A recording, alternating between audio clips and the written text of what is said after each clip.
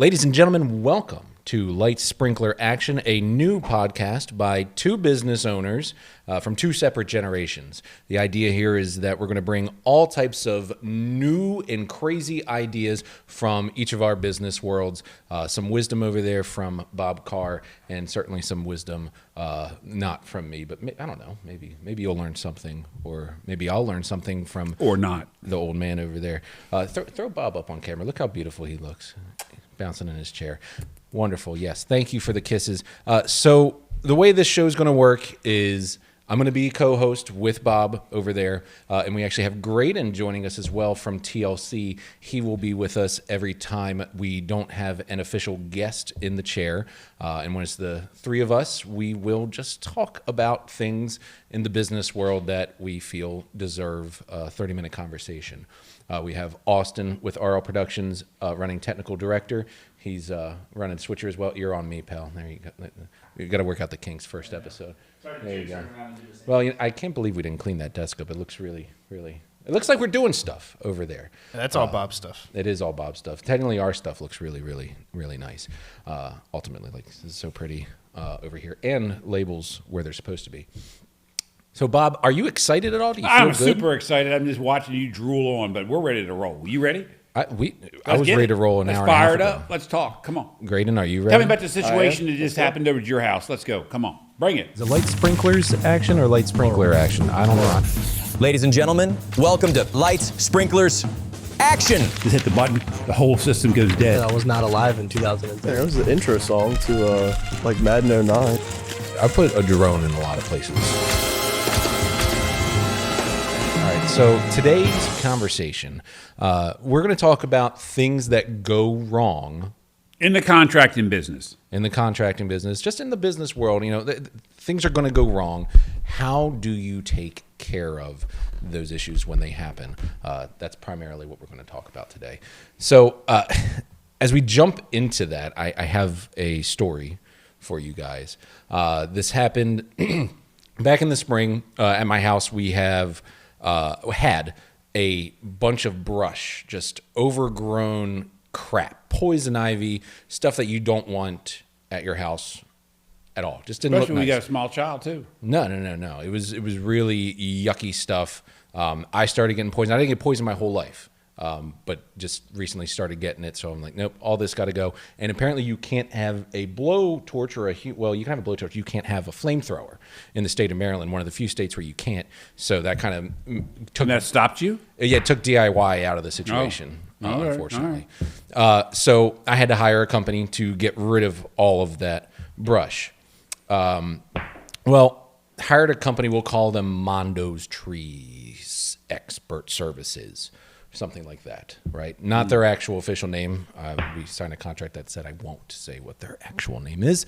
But they sent a crew out. They were 2 hours late, so started great all together. And the crew of two guys come, and what I did, because there's so much area that I needed them to cut down, but only 3 trees I didn't want them to cut down, I marked the things that I didn't want them to cut. But I knew I needed to explain that to them. Did you communicate that, though? Oh, I did. Okay. So the crew comes, and they, it's just 2 guys. They didn't speak English as their first language, but I could communicate with them. And I explained to them, these 3 pine trees, do not cut them down. They are not part of the job. Nothing in this job is supposed to be cutting down pine trees. It's just the short shrubs and just the poison and all the overgrowth. So I go inside. I'm with Haley, my daughter, and I hear a chainsaw fire up. That's not good. So sure enough, go out there. He'd already cut down the 2 small pine trees, and by the time I get out there, here comes a big 27-foot tall Virginia pine that we have, and it's coming right for me and Haley, which is super fun to be holding a baby as a tree's falling towards you. We got out of the way. I threw my phone at him as hard as I could to get his attention that everything that he was doing was wrong. Obviously he was so sorry. He was so scared, had just no idea that he made this massive mistake. But sure enough, by then we had lost 4 really nice pine trees that kind of lined our property there, and we wanted to keep as part of a privacy fence kind of deal. So you wanted all the brush everything low gone, but he started with the 4 taller trees. Yeah. First thing he did was cut down the things that weren't supposed to be cut down. But I'm still lost in that. How did that get communicated incorrectly? And my first thought is, you flags things. Did that get them tripped up? Maybe. I would say that probably did. But that's why I was out there to talk to him. You and be like, verbally hey, told him. do not cut these. But did he? No cut. Did he? He said, acknowledge that he understood not to cut the trees? Yep, he said, But why did he okay. show with the chainsaw? I know I'm going brutally right into you, but I'm kind of like, why? Why did he bring a chainsaw with him? So yeah, I mean, they clearly just didn't have the standard operating procedures. No, I know I built in. interrupted you, but I'm listening to you, and I'm kind of like, why did it almost completely opposite of your instructions? Yeah. But then my next question is, by you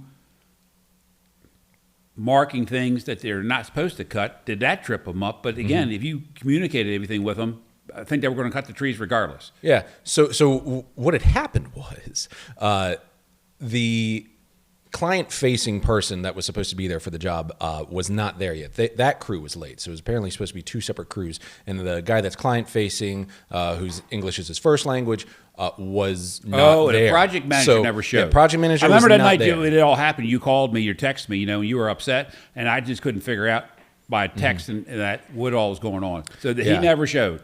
Well, he didn't show at the beginning of the job. Time goes on. Later that day, they send a supervisor out, the owner of the company. He gets there completely defensive, uninterested in the problem, just real blasé about the whole issue. And, my wife and I were livid because this is a huge mistake. And he just wasn't really taking it seriously. He thought that we were trying to take advantage of him because naturally that's what you do when someone cuts down your trees is you immediately try to take advantage. 27-foot tree is nothing to be blasé No, about. and it was 220, I know your 125, prop- I know 127. I know We your did measurements property, and everything. that's a good defining point there. Yeah. So why would someone cut that down and think it's nothing about it? Yeah. It's not like it's a 3-foot tree that he could replace in 30 minutes. Yeah, no. You know what I Yeah, mean? it's an expensive, time-consuming mistake to Rectify fix. that. You know what I mean? Now you can get a 27-foot tree. You need to call a tree company, and then with a tree machine, to dig it with an auger and bring it. They do have instant shade. Literally, there's a business in Maryland called instantshade.com, and they'll bring you a tree. He never even said that he'll take care of that. Oh, no, don't worry. He said that it's impossible for him to get a tree that big. No, you could do that within 24 hours. Replace that tree with something just as good or better if you wanted to. Yeah. And now he'd have you for a customer for life. Exactly. So ultimately the way this worked out, we made him sign a contract that stated we will not pay anything for the services because we believed after our research that the damage done to the property far exceeded the contracted amount for the job. Gosh, yes. And so therefore we're not paying him anything. However, we stated that we would not sue him for any damages, wouldn't write any reviews or say anything directly about his company negative that would go out there. Can I ask you some questions about that? Yeah. And I'm not into negative reviews either, unless somebody deserves it, but because that's just not me, because I'm always going to be forward thinking of fixing something or not saying nothing negative. I'm talking about on a personal, it happens to me. So my first question is, why wouldn't you and Catherine want to put out there on blast? I mean, I'm putting you on the spot, but why wouldn't you want to blast them? At that time, that was all we had, right? Because he said that he would put new trees in there, but we explained to him we don't have any trust that they're going to do a good job replanting the trees. He wanted to be in control of where the trees came from, so you don't know what trees you're getting. He again was combative and defensive. Now, was this the the entire owner? time. Yeah. So when does when did the business owner this happened on a Tuesday? Was the business owner out there on the Tuesday afternoon? Yeah, he about 4 hours after the trees got cut showed down, up. He came. Yeah, But he was blasé about it. He didn't think it was a big deal.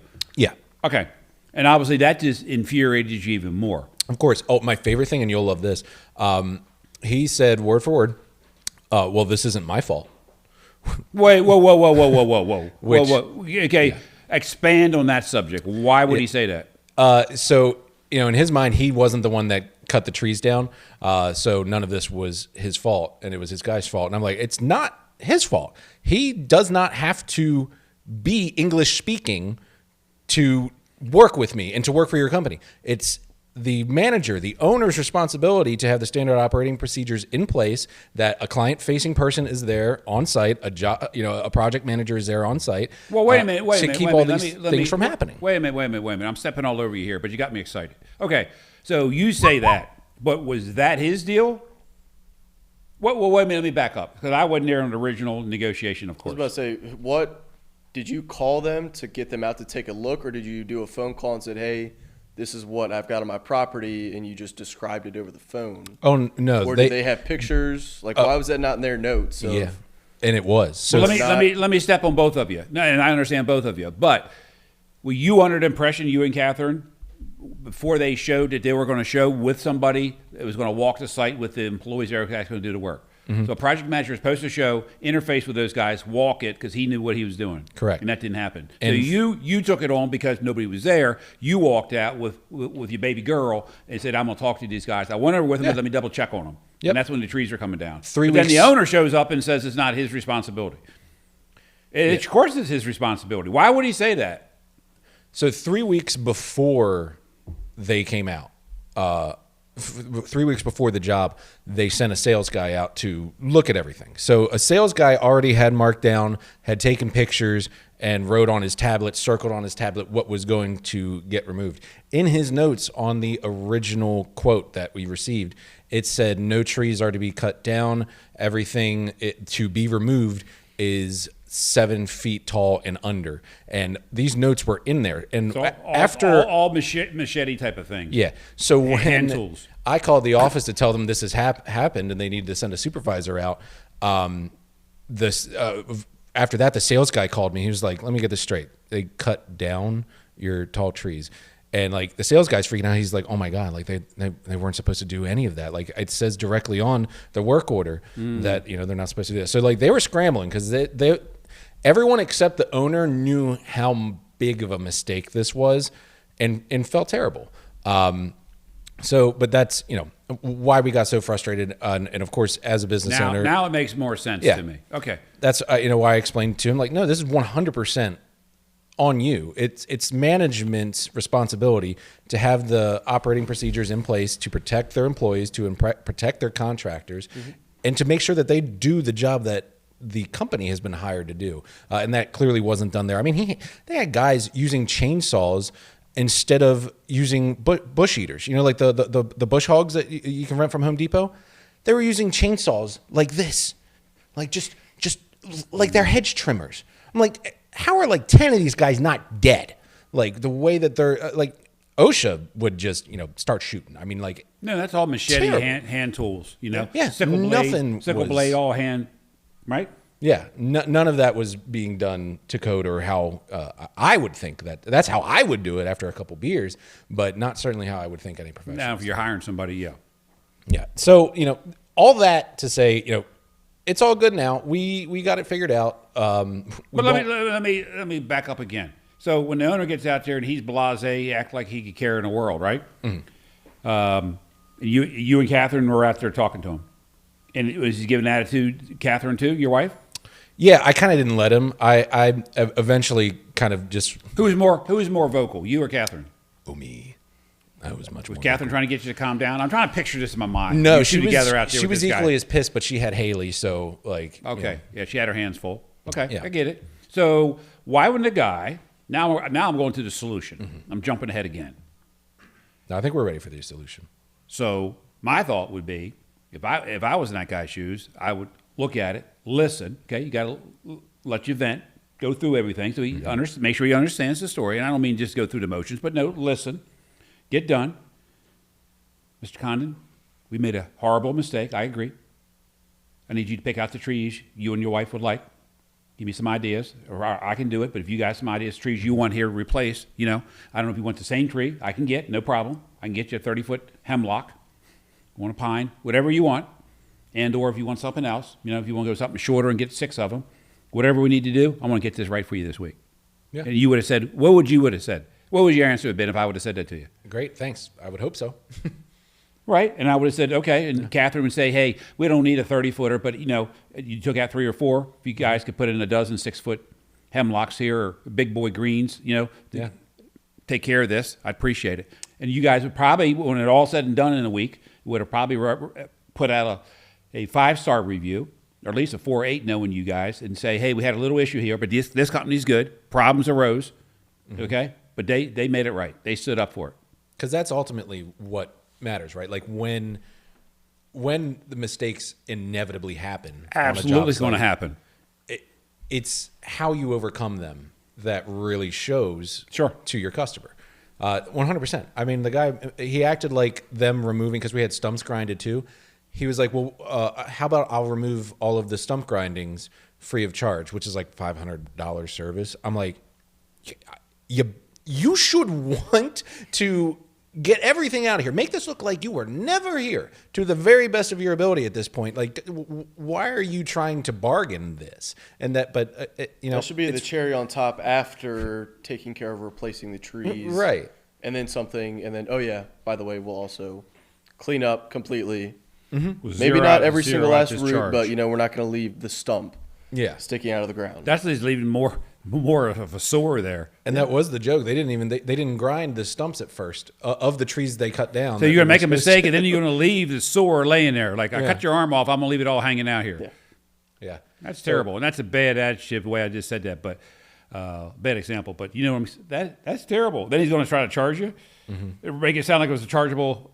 Oh, yeah. That's crazy. So how's it resolved now? What do you got there? I haven't seen it since well, grass has come in decently. I mean, not real grass, because I didn't actually put any seed on that down. side of the house. I bought the seed, but I didn't put it down because, typical homeowner. I have a child. But yeah, it's nice and flat. And, when I go and sit out naked by my fire pit, everyone just has to look at me because I don't have any pine trees. I don't know if I can get that out of Sorry. That's terrible. Austin, are you mixing this up right? I don't know about this. I gagged in my mouth a little bit. So what was the final outcome not something with this, he hasn't seen this before. company? Have you seen this guy around anymore? No. They pretty much disappeared.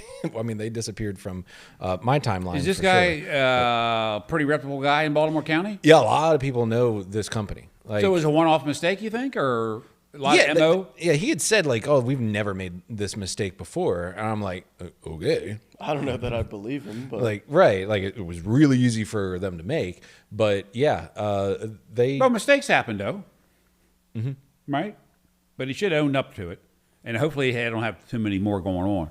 But it sounds like it should have never happened. I mean, the salesman marked it all down. You said on the pad. Yeah, exactly. For the salesman to have clearly the salesman did his part. Priced up and written the proposal that clearly with the notes, the details, the pictures, that it still went wrong. But we've had these issues before. You and I would see that. Well, make yeah, mistakes. but that'd be like if someone came out and said, "Hey, I want a sprinkler system for just the front yard," and then we go out and do it just in the backyard. That's I mean, things do happen. I've never done it, but I've had competition. We sat in meetings, irrigation meetings before, where they've actually put it in the wrong house. It's 2703, and they put it in 2701. Nobody's around either house, okay? It happens, okay? I mean, you don't charge one, and you got to put it back in. In this case, someone did something actually wrong. But I don't know why you wouldn't make it right. I mean, we weren't in the problems. Well, that's actually, if you're a contractor more than 2 weeks, you're going to run into this situation. It might not be as elaborate as would happen to you, but we make mistakes. Yeah. But the thing is resolve it and move on from it. Well, that's actually kind of brings me to my next point. I wanted to ask you what you would be willing to share. Something that's happened on a TLC job site that is a fun story. Or I mean, you just gave us one there with putting in the sprinkler system at the wrong house. Well, I've never done that myself. Okay. But we put it in parts, additions on people's houses and screwed up. You know what I mean? Things want to happen. Of course. And anybody that tries to tell you they were a contractor more than 2 weeks and they never had an issue, any length of time. I've been in business 42 years, so I'm going to say I've seen it done it all, but I mean, I've seen a lot of crazy stuff happen. Some we've done, and a lot from other people, because it's life. Things happen, but you got to take care of it. And yours, to me, it would have been easy that a guy would have come out there and owned it, right? Because if he would have took care of the problem, then he owns you and Catherine, and you guys might be doing videos for this guy. Could be. Yeah. I mean, this guy could have turned this around and said, Boo, I really effed up. I mean, we effed up. You know what I mean? I'm going to put your row of trees in, of your liking, okay? Get that right, and a month from now, he could have easily asked you, hey, would you guys consider me be a client, and you probably said, "Yeah, I'll write you a contract and I'll send it over to you," right? Yeah. So I mean, this could have been a powerful deal, and then you guys could have filmed it yourself and reversed it, and then him say, and then he could have used that for his testimonial. right. We just had a lady that we messed up her water got in her basement down in Virginia, and it happened. Okay, water went from outside from the sprinkler line into her basement, and we had to make it right. I asked her, "Would you do a video with us and describe all that?" She said, "Well, I don't want to say anything negative." I said, "No, I want you to say things negative, what happened, and then say we made it right. You just don't just say we're not going to fix it. So then I guess what we would say here is for TLC, especially when a mistake happens, you guys own it. We got to own it. You have to own it. I mean, if it's clear to our mistake. Now, I'm not saying every time, that old saying, customer's always right. That's bullshit, okay? No, I'll tell that to anybody. Preach. No, I'll get in front of 20,000 people and tell you that, okay? Not all the time the customers are right. They try to preach that in a book. That's a Harvard, Yale type of, yuppie bullshit story. No, customers are fucked up sometimes, okay? No, I'm clearly going on projects, okay? And usually what happens is the person doesn't think they're wrong, meaning, let me rephrase that around a little bit. They've got the story mixed up, and it's got passed along from different people. Mm-hmm. So what they're seeing is wrong, but it didn't start from us. So I have to go out there and tell them, and they say, "Oh no, you fucked this up." No. Let me back up. It has all the inklings that we fucked it up, but you didn't realize Johnny Joe, your husband, ma'am, got involved in this. The other guy was lying. Now you're trying to get us in to own it. No, I'm not going to own it. It's something I didn't fuck up on. Now, if it's something 100% I fucked up on, I walk out there and it's like, "Oh yes." Mm-hmm. You know what I mean? We screwed this up. We screwed the pooch. No, we got to take care of it. But that's not, customer's not always right. And I get tired of trying to defend the people. "Oh yeah, I'm all right on the customer." No, you're not. No. I had that problem the other day with DoorDash. Guy came out. He said, I screwed up. No, the company screwed up. The food got here cold and old. Let me make a phone call. Just because that guy picked it up late, you know what I mean? He thought that he was going to get schooled by me. I said, no. Let me call that. I'll get that. And let me give you some tip money because they're going to try to shorten you with the tip money. Okay, and I didn't. So if you got to own it though when you have that problem. No, 100%. So basically, what we're talking about here is you were saying you called DoorDash, of a problem. But you called DoorDash, not the driver, right? And that's the thing, like. Well, a lot of times people get beat up, and it's not that person. It was wrong, Well, and it's management, right? It's management that's responsible for making sure that there's standard operating procedures in place to negate these kind of problems. Right, because problems are going to arise. That's the bottom line, correct? I don't care who you are, how many procedures you have in place. You try to mitigate that. I get it. But things are going to happen. True? Yeah, and nothing's perfect. Michael was saying that you had a little story for something that just happened recently. Yeah, we had an episode. Michael had a sale. I was involved with him with that because I helped him with the sale to start with. Okay, during installation we had a problem, but again, that's a neighbor got involved. Okay, and I'm not going to say wrongfully, but they got involved and it was causing problems. They knew more about where the problem was because we went on a piece of common ground on a drainage job in Pasadena, Maryland. Once Michael and I got out there and talked to everybody involved, we realized, how this could be resolved quickly. We got it done. Homeowner paid immediately. Homeowner next door, who shared some of this problem, they were happy. So it ended up with a great resolution to it, but a lot of this didn't need to happen if we would have had more information to begin with, which we didn't. This is one that we got all the information we thought we could, but we still had to deal with it, and we made it right. But that's the key. You made it right. I will say, was any of that Graydon's fault? Nope, not at all. Nope. No, everything that we did on that job was on our customer's property, and the homeowner did have. The neighbor had valid concerns. However, they just came over and disrupted our installers. And at first, were not being very productively helpful. They were just yelling, angry. "You can't do that. You need to do this." Like, we were not hired by you.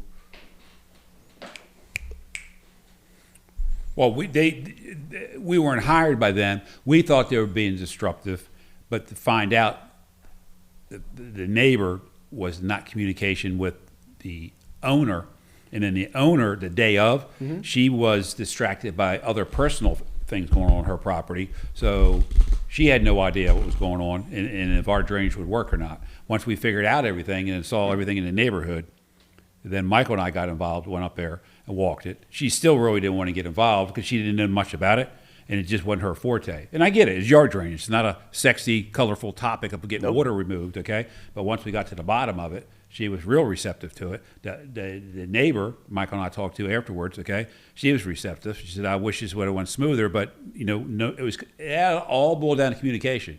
But typically, unhinged to what happened to you, this wasn't just the person we were working for. This happened to affect someone in the neighborhood, and there was a common area in between them. So this is more of a complicated deal. And Michael was very upset. He wasn't going to get commission money, and he comes to me, and this homeowner was upset. Michael didn't know how to deal with it, but we didn't know what the issue was. So Michael and I had to get belly to belly, physical, go up there, look at this, walk it. Michael and I walked it to the common area where it went out to the bay. There was area was discharged that was lawful to discharge in because it's grandfathered in, blah, blah, blah, and that ran through the common area once we got up there and saw all that. So that's something that's way more advanced because we could have easily, and a lot of contractors would have said that. And I might have even said it when I was a newbie contractor. We did what was in the contract, and you owe us the money. In this case, it had nothing to do with that. I didn't care about it was $4,000 or $5,000 balance. I did care about it, of course, but meaning we wanted to get this right, not just say you owe us because it's a contract. I want everybody to be happy here. And Michael and I did resolve it. He got paid. Water got removed. The neighbor was happy. And now anybody, our name comes up in the neighborhood, they're like, TLC's, upstanding company, they'll take care of a problem. And I had a guy call the other day and said, hey, I got some future work coming for you. Appreciate how you guys handle the neighbor. And that's something you want to be proud of, above and beyond the money. Well, and I'm glad that you all figured that out. And I did have a question. You said that you and Michael were belly to belly. Belly to belly up there. Yeah. You got to get physical. You got to get up there because, when I'm talking to everybody on a telephone or by text or email, it doesn't always come out. So when I mean belly to belly, I mean physical to physical. Open the door, you're standing there, and you're saying, hey, I understand you're not happy with us. What is all going on here? So when that all happened, Michael and I had our boots on, walked around the property. She didn't want to get involved in that part, which I don't blame her. Walked it, saw what she was trying to describe, okay, what was going on. Went over to the neighbor's side, saw what she was seeing, okay, then said, let's get a solution to this. So sometimes what I'm getting at is you can't just talk it over a phone and try to get a solution because none of this would have made sense to everybody. It's a matter of getting up there, physically seeing what's going on a rainy day, and understanding what needs to be resolved. Now, Is that a little bit clear, sir? it does make sense. Now, Graydon, are you all usually shirtless when you're belly to belly? Is that part of the standard operating procedure? When he says he gets physical, it can be intimate. And It can be physical too. It depends. We try not to do that. Well, I like that you give you give Belly people to the belly. choice. Sometimes you got to go old school. Intimate You or got to physical. get off your ass, get out of your office, get up there, take a look, and get a resolution to it. Well, speaking of being intimately physical, I made you share some stories of things that have gone wrong at RL Productions shoots. I don't have a lot that have gone wait a wrong minute. at RL Productions. Wait a minute. No. Did you read our agreement here? It unfolds. Okay. What I'll tell you on a physical and intimate level is I have actually ripped my pants at a lot of shoots. So have I.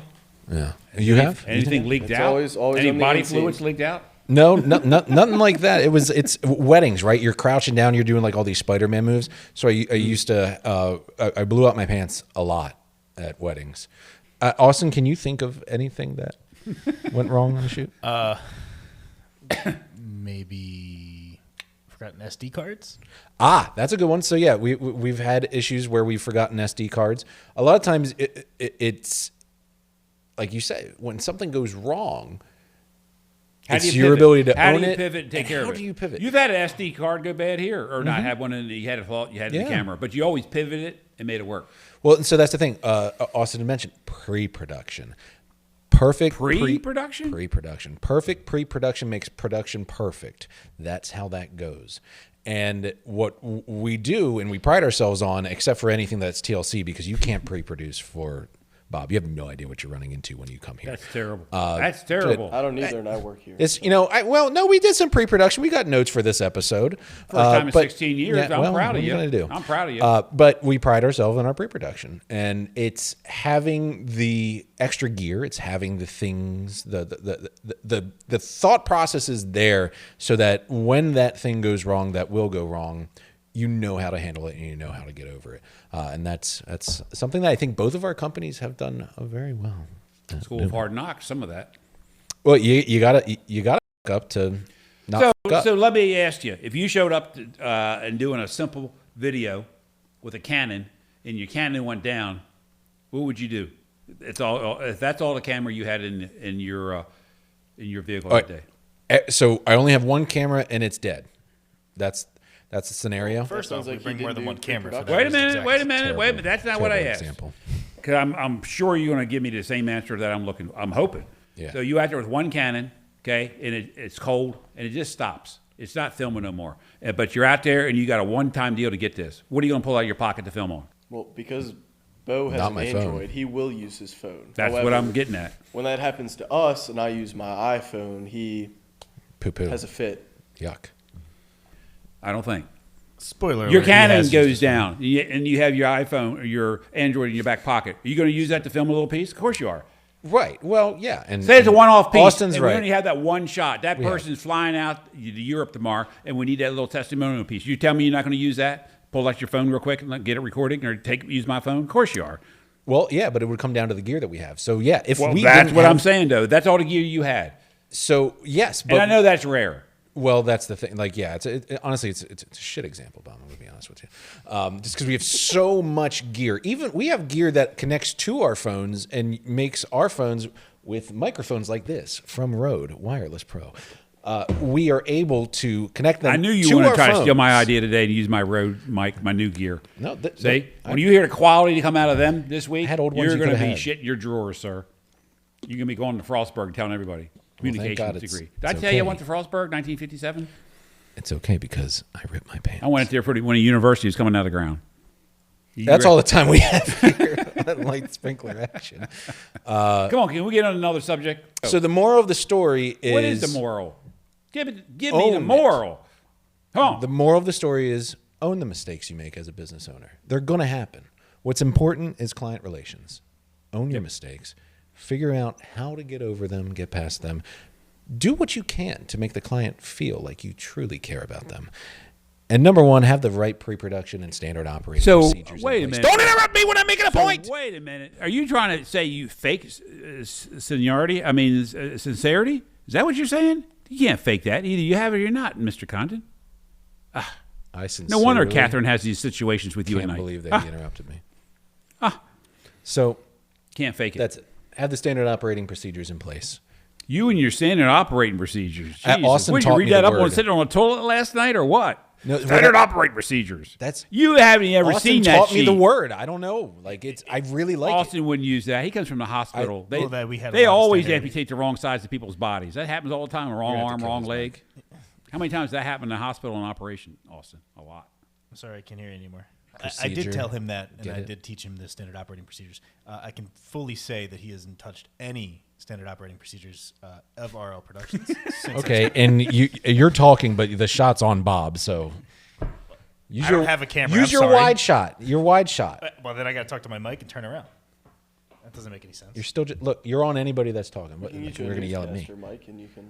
So all right, let's last thoughts here on what to do when something inevitably goes wrong. Graydon.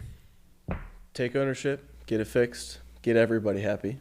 If it's not your fault, I like to make that known, but I am still happy to help fix someone else's mistake to keep the customer happy at the end of the day. I'll elaborate on that a little bit. Now, everything you said was, I agree. And I see a lot of times with us, and you've seen this since the years you joined me here at TLC, a lot of times we will take care of it. Most of the time, all the time. But what I was going to elaborate is it was not our fault. You know, it didn't start off with us. We might have been part of it. But a lot of times other contractors don't jump in. It's very few. If, say, it has happened 10 times, 8 to 9, probably at least 8 out of the 10 other contractors who were involved never want to get involved in it at all. And they just go like this and say, well, you have to bring it up, you know, because either we were the final one on the job site, so we just take care of it, which is wrong. Those other guys don't realize is if they would be taking ownership, one is they would get more kudos from the homeowner and more future work. They'd also get more work from us and vice versa. But usually they're either short on the dollar and not figuring out what that's worth it.